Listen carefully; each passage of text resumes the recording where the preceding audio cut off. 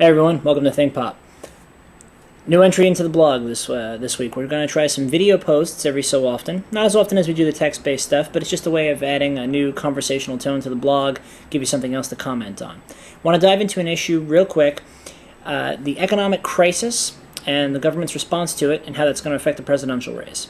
Three big factors.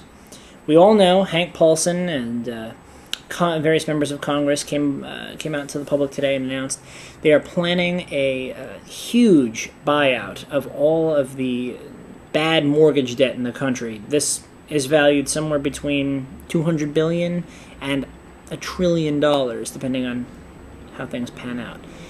The bottom line here is this affects the race, as I see it, in three ways. John McCain needs to find a definitive voice on this subject. He came out calling for the firing of the SEC chairman yesterday.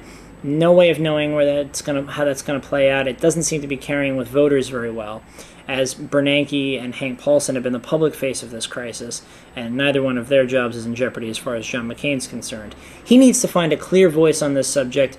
What regulations are he for? Which ones is he against? Barack Obama, contrastingly, I think in the eyes of many voters, has a firm grip on this subject. He seems to understand it, but he hasn't come up with a soundbite-friendly way to explain his position to the American voters. So far, his position seems to be good for the long form, what needs to happen and how it needs to work out and what kind of regulations. This works well in a stump speech with a captive audience, but this is a 6 o'clock news kind of issue, and he's going to need to nail this down in 5 seconds or less. Give me 10 words on why this how you're going to solve this and how it's going to solve things for the American people.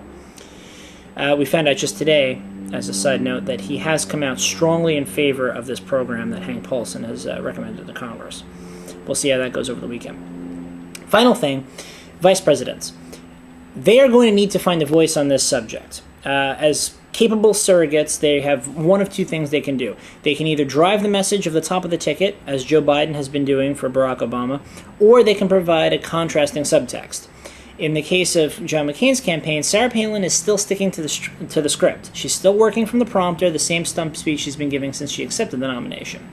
While these wild rallies have increased sort of public interest in the campaign and leveled the playing field among certain voting groups, unless she can either create a new campaign narrative and a different attack line against Obama, or she can somehow solidify a position for Main Street America in a way that John McCain can't, she's not going to be an effective surrogate.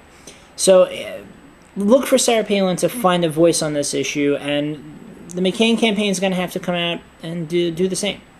So that's it for this video entry. I hope you enjoyed it, and we need more comments. We need more readers. So get out there, drop us a line at ThinkPop, see what you want to talk about. Thanks so much, and I'll see you next time.